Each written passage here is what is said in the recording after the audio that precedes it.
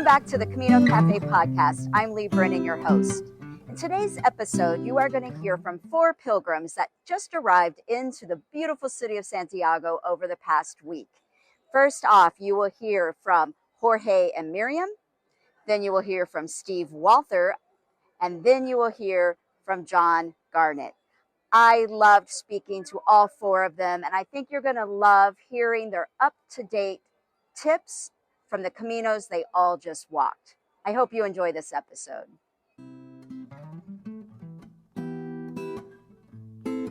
Miriam and Jorge, and they are U.S., well, they're from the U.S., but they just moved to Spain. So learn how we met and hear about their Camino. Here they are. We actually met last year, and we were in an online class together with James Blick, and we were the first group to go through James's class called Moving to Spain, I think it was called, right? And since then, guess what? We've all moved to Spain. So when they told me they were coming to Santiago, of course, we wanted to get together and get to meet each other in person. So tell everyone where you were from originally and how long you've been living in Spain. I'm originally from Ireland, and I moved to the U.S. about 33 years ago, and we retired in June and moved to Valencia in August. So we're really newbies here in Spain. Welcome to Spain. And I'm from New York, and I lived there all my life, New York City. And we've married 20 plus years ago, and the Camino has called us. Yes. So now when I first met you, of course, we found out we were all pilgrims, and you had already walked the Portuguese route from Lisbon all the way to Santiago. So that's a huge walk. And then since then, I think you've done another one. And then this time you just finished which one? Tell everyone. We just finished the Invierno. The Invierno. The winter way. Ponferrada. You started in Ponferrada. So I'm just wondering if you guys could give everyone an update, because this is a very popular route, especially in the winter. It's why it's called that. So if anyone was planning on taking a Camino, why would you suggest that they do this route right now? I think because the weather hasn't changed dramatically, even though it's rain, it's not what maybe someone might consider like heavy rain. It's just drizzling. You're not on asphalt, you're on natural terrain. The challenge is the hills. The hills. The hills. And the early stages. They're long stages, sometimes with no services in between. However, I would recommend it was spectacular. It was very difficult, but I would not recommend it as your first Camino. Okay, so let's back up. A couple of things I want to mention. So yesterday when 3 of us were chatting, you mentioned that we kind of feel like this route might be the preferred route that pilgrims would take because it's south of Otebrero, which would get snow in the winter. So not quite as much weather on this particular route. But you did say just something now about that it's not probably the first route for a first-time pilgrim. Why would you say that? Well, for me, I think it was the most challenging physically of the 5 that we've done. Oh yeah. There's a lot of very steep inclines, and then there was one day we actually declined for 7+ kilometers. Whoa. So we're going down off a mountain for 7 kilometers. For 7 kilometers. Okay, that does. So poles, I know there are many pilgrims that like to walk without poles. Maybe they feel like they don't want to carry the extra weight. I think for your footing, and especially this time now where we're getting more rain and the leaves are on the ground, and we forget that Spain does have the 4 seasons. And oh wow, the leaves are changing, they're falling, and say for that extra security, we found that we needed that. There were some stages within the stages that were so mentally, you had to be alert. Yeah, you could not say I'm going to walk for 5 kilometers and be reflective. You have to pay attention to what you're doing. Right. And that's the advantage of us doing it 2 people at once, where we know where the arrows are. She could find out. So in that respect, Okay. Because leaves can be very slippery when it's on a wet surface. So great tip on that. So make sure you take your poles, folks. Yes. Shoe-wise, Miriam had some nice all-purpose Merrells. I tried it with some New Balance trail kind of sneakers, and they were great for 3 days until it really started to rain. And within that 2.5 day, the shoes started getting a little extra wet, and I had to change to some other shoes. Okay. So I had the luxury of carrying an extra pair of sneakers with me. Okay. But overall, I think if it's summer or spring, you can get away with doing it with trail shoes. Yeah. But this time around, you would say, Right. Yeah. And then And it's been raining a lot. one other Right. tip, and it's the first time we both bought and wore gaiters Ah. over our shoes, because for me, I tend to walk and I pick up every pebble that's on the road and it goes inside my shoe. So not only did I not get any pebbles, my socks were not dirty at the end of the evening, at the end of the day, Even with because all the the rain. gaiter is protecting. Ah, So I great would tip. highly recommend gaiters for any weather. Yeah.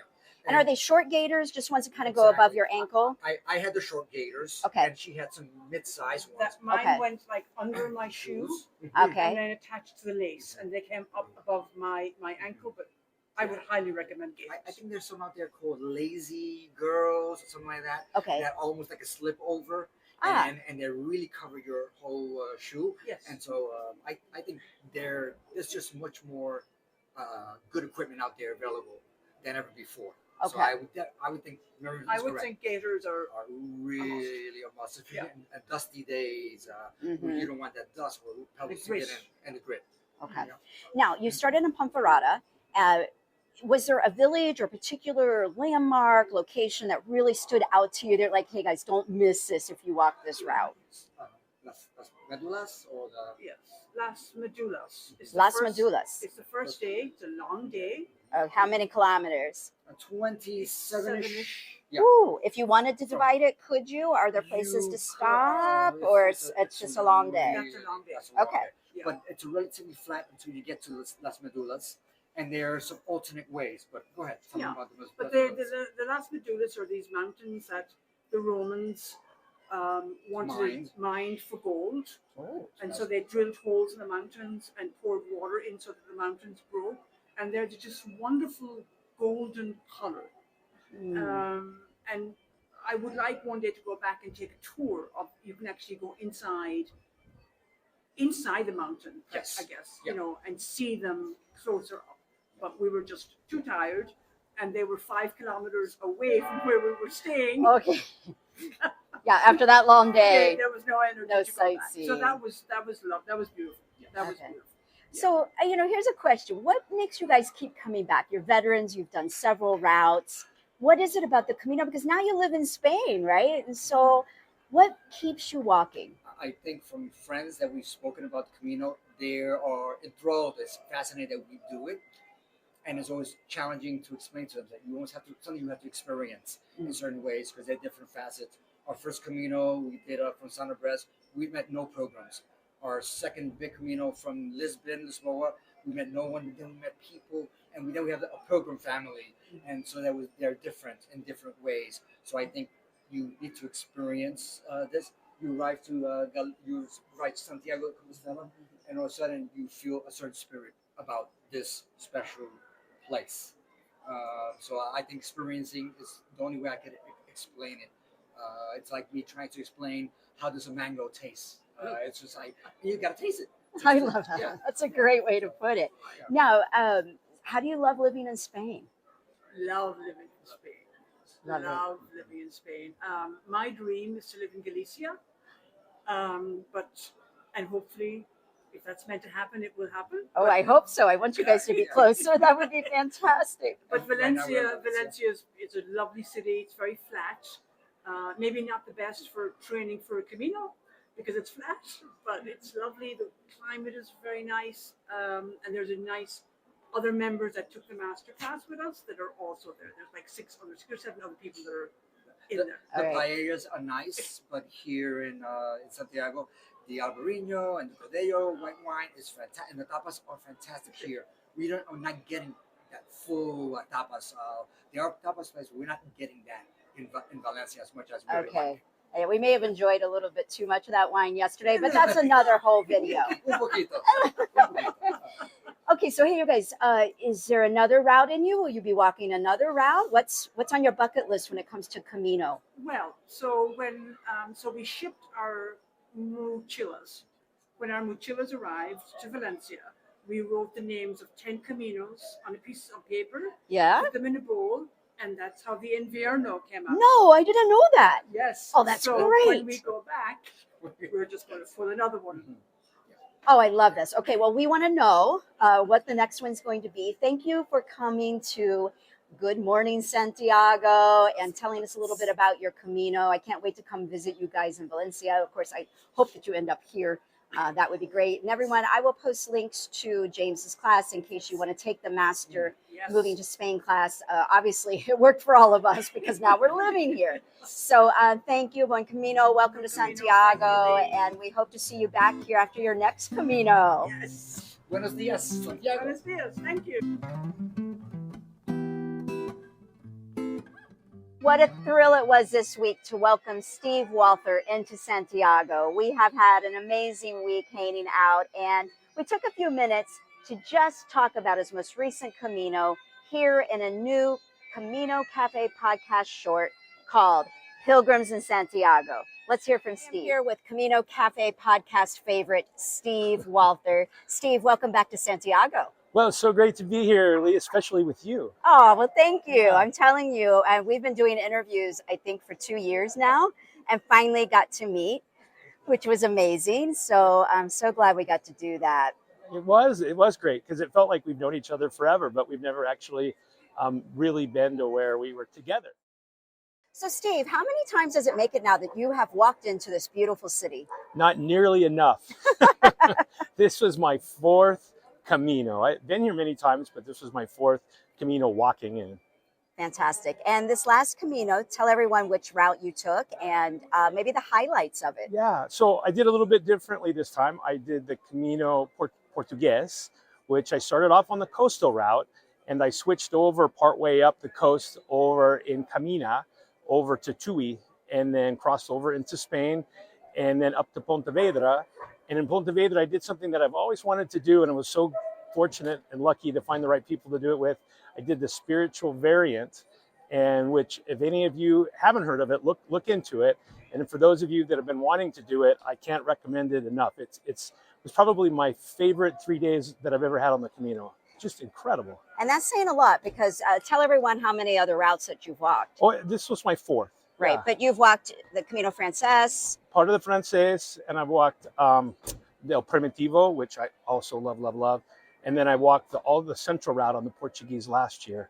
Right. So that route is just incredible. So it's just a few kilometers outside of Pontevedra, and then you cut off and you head up this. Well, you head up this pretty incredible mountain. It's really steep, right? It is. You walk up and up and up. And we kept thinking, oh my gosh, it's around every corner. We thought we were at the top, and then we celebrated a little too early and then had to keep walking. But when you get on the way up, actually, there's a monastery that you can stop and look through. It's called Monasterio Pollo. Yes. It's not spelled like the chicken. It's Poio. Yes. And just incredible. They have a copy of the Codex there, which was the original kind of Camino for Dummies back from the Middle Ages. Camino for Dummies. But it's an incredible, beautiful place. What did you think of the mosaic there? Oh my gosh, they have a mosaic of the entire French route from Paris that wraps around a whole plaza in the middle of the cloisters of the cathedral there. And it is just, well, not cathedral, but the big church at the monastery. But words don't do it justice. You can probably Google and look at it, but my gosh, it's just incredible.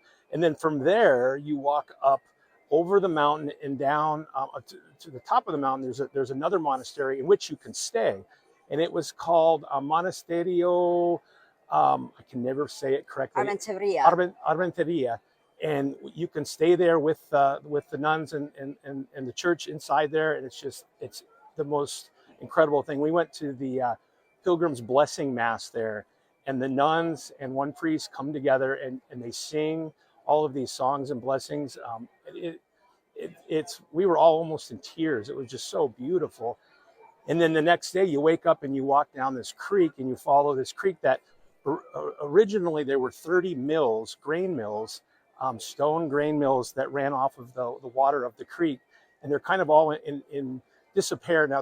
I don't know how many hundreds and hundreds of years old they are, but it is, you just follow the creek. We kept thinking that Robin Hood and Little John were going to come out of the woods, because that's what it looked like. Kind of mossy oak tree forest following this beautiful creek. And then you come out the other side and then you walk through vineyards for, I don't know, probably 15, 20 kilometers. And you always wonder, Portugal, Spain being so small, how is it that they send wine all over the world? Well, we saw, because every square inch of dirt had wine grape plants growing out of it. But oh my gosh! And then you get to the town called Villanova, and in Villanova, you take a boat, to Padrón, where when they brought Santiago's body to the place where it's interred now, that they brought it off of the stone boat, put it on this old Roman altar, put it on a cart, and then moved it here to Santiago, right behind me here. Yes. So that particular spot is incredible. You follow the river up where they brought his body, and it's marked by, I think there's 17, 18 crosses. Yeah, I think so. And it marked the original route where they brought the body. And again, one of the most incredible, staying in the monastery, following that creek, getting on the boat, going through. And amazing thing too, there's a fort there and this is something I knew nothing about, that back in the day they built this fort to ward off the Vikings that came up in the 9th and 11th century, I think. And so they have a replica Viking boat there too, that they do reenactments of Viking attacks. We didn't get to see that. I don't know if that's fortunate or unfortunate, but no Vikings were seen or heard in the filming of this here. But we had a wonderful, wonderful time, and it was a completely different experience and over the top of what I could have anticipated. And I walked with some wonderful pilgrims. One from Portugal, Sergio, and he too was blown away. Walked with Ivy from Taiwan, and the three of us walked that route on the spiritual variant together. Then we met up with a group of other pilgrims because you have to kind of get a group together in the off season now, because they won't go unless you have a full boat. Yeah, I thought that was so creative of you, because during regular season, before November, and say probably from about May through before end of November, you can buy tickets to ride a boat, but that was not available for you guys. No. So what did you do? Well, it's kind of, we had Ivy, the Taiwanese. She was kind of, for lack of a better, our promoter out there, and she was talking to everybody, trying to get, are you going to go? Are you going to go? Are you going to go? Come with us on the boat. And by the time we got there, we had 7 of the 8 people required. And she was so persistent that even with 7, they let us go, even though we were supposed to have 8. So I love that can-do attitude of pilgrims, right? Everything's figure-outable if you just look. And to be honest, I think the guy was afraid of her a little bit and said, I'll go, just stop, talking to me about why we have to go. Yeah. But it was really an amazing trip. And again, our group of people that we met were all from all over the world. We had a Dutchman, a Spaniard, a fellow from Singapore, and I'm missing somebody, but it was just a wonderful, wonderful time for people from all over. Oh, Denmark. You had somebody from Denmark. She met us there in Padrón. So in Padrón. Okay. So, but anyway, it was, and it was an open boat.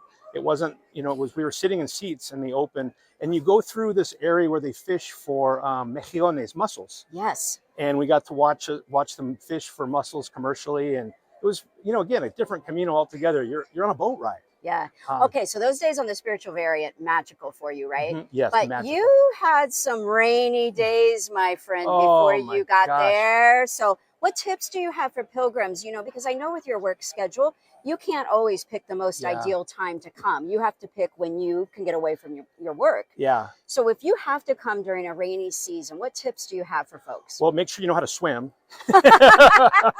Always helpful. Always helpful. It was, I said my legs were tired, and then, I did a lot of this. But with that said, it was very, very rainy a lot. And I've walked this time of year before October, November, and by far this was the rainiest.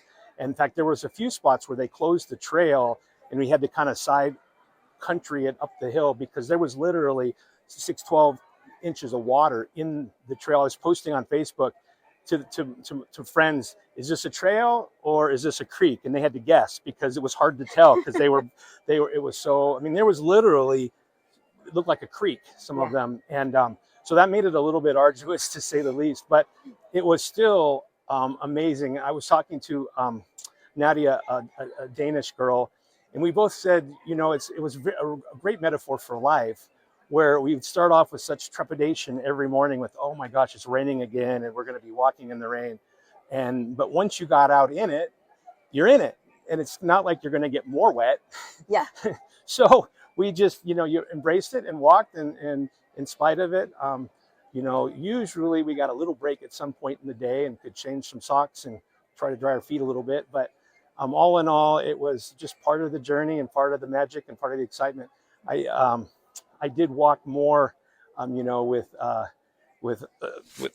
plastic all over me more than I have in the past. But other than that, it is what it is. Yeah.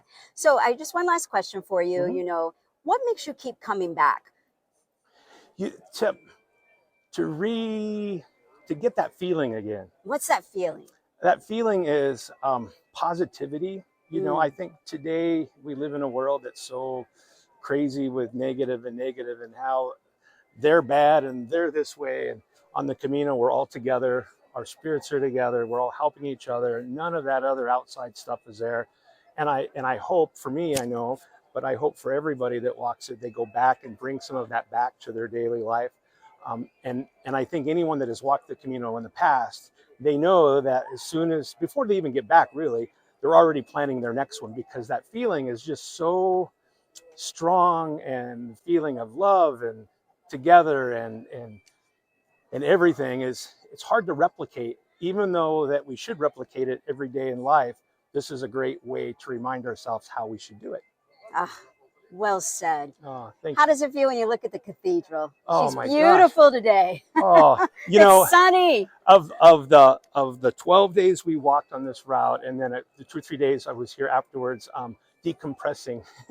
I only had 2 days of sun the whole time, so this is not what it was like at all. I think I just got sunburned just standing here. I agree. Now. I gotta let you go. The sun's so strong. But welcome to Santiago, thank you. my friend. And what were you going to say? No, I was just going to say that rain, shine, wind, hail, snow, whatever. This is the magic that keeps us back, and the feeling, and that do all that we can to replicate that feeling. Oh, I so love with it. the sound of the bells. What a way to end this interview, Steve. I'm so glad you got to come to Santiago and we got to spend some time together. Thank you for letting me meet your Pilgrim family. They were amazing. And I hope you're back soon. Yeah, me too. All right. Thank you. Thank you, Leigh.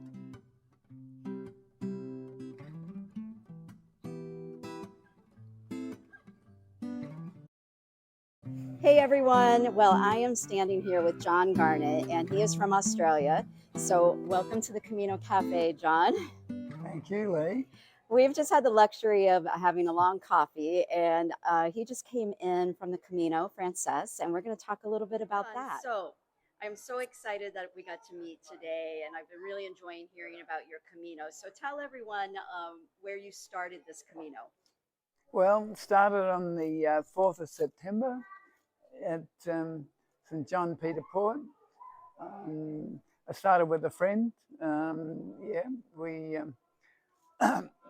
started out pretty good.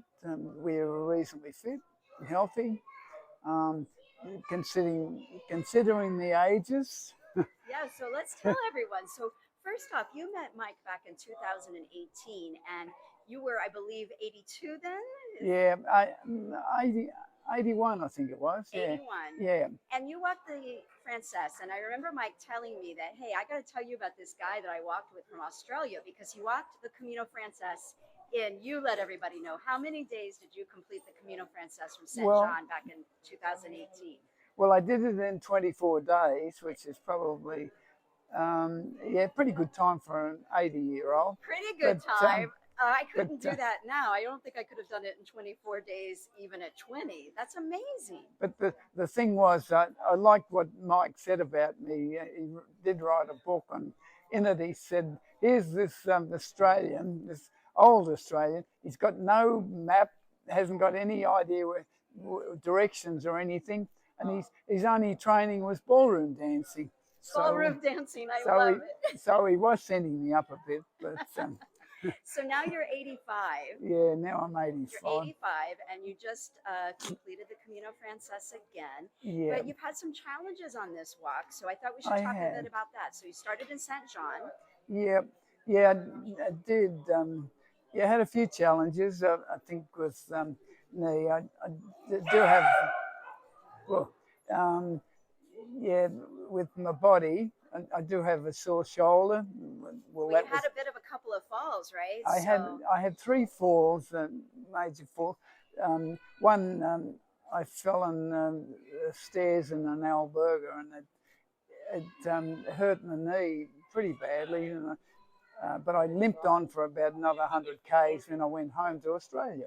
Yeah, everybody, did you hear that? He has his fall in the Yeah. Albergue, but then still walks that next day, 20 some kilometers, you told me. Yeah. And then eventually you kept going for another Yeah. 100, not on the same day, but I'm saying over days. Yeah. But then you decided to go home Yeah. to Australia, and you were at home for 2 weeks, but Yeah. you had this burning desire you had to finish and came back. I thought, damn it, I'm not that bad. I thought the knees, it's still a bit sore, but I think maybe I could complete the Camino. I think I like to complete things once I start. So it's back to Astorga from where I left off. And but I didn't realise that the season was changing and the weather was atrocious. Oh my goodness, John, you have walked in some really, really harsh weather. We had so much terrible. rain. I know, it was just rain and mud and slush, but that's what the Camino and the finish, you just put up with it. Yeah. But and people are probably going to notice you got a little bit of bruise under your eye, and that happened from a fall just outside of Tria Castella. Yeah. Which you told me happened because you weren't Well, I wasn't watching. I was watching the person in front of me, and I was trying to keep out of her road. But I slipped off an embankment and then slid down and rolled over with the weight of my pack and fell on my face. So, and also broke one of my poles. Oh my goodness, you broke a pole during that. I broke a pole, yeah. Yeah, but nevertheless, you made it into Santiago. Yeah, I You've been did. here healing. Yep. And I want people to know that we're not talking to some guy who is not an accomplished hiker here. So you completed the Appalachian Trail it was a through hike, and you did that, what was it, in 2001. 2001, yeah. And you had read Bill Bryson's book, Yep. had never hiked in your life. Yep, no, that was the first time. And how heavy was your pack the day you started? It was 30 kilograms. And, which is about 60 pounds? 65 pounds it was. Right. It was crazy carrying that weight. I had stupid things like I had a candle because I thought I could have a candle lit in my tent. But it's pretty stupid. But anyway. you got rid of all of that. I got right? rid of all And you that. completed the Appalachian Trail. How old were you when you finished that trail? 64. So at I was, 64. and that, yeah. And then you walked a huge hike at the bottom of the UK. Yeah. Well, bottom of. Yep, where did that one start? That's Land's End in Cornwall. That goes through to the top of Scotland, which is St John, John O'Groats. Yeah. How far is that walk? I think it's about 1,000 miles. About 1,000 miles. And you Yeah. did that. How old were you then? I was 64. I think it's about 70. Right. Yeah, 69, 70. Right. Yeah. And before all these hikes, you had never been a hiker. No, you played not really. tennis. You liked to ballroom dance, but Yeah. not big hikes. No, I prefer activities. Yeah. Like a lot of men, we like to have some reason to exercise. Yeah. So it's just, yeah. And you've completed 3 Caminos. 3 Caminos. I also did the Coast to Coast in the UK. That's across, but that's only 2 weeks hike. Oh, well. But Just a 2-week one. yeah, that Oh, was. yeah.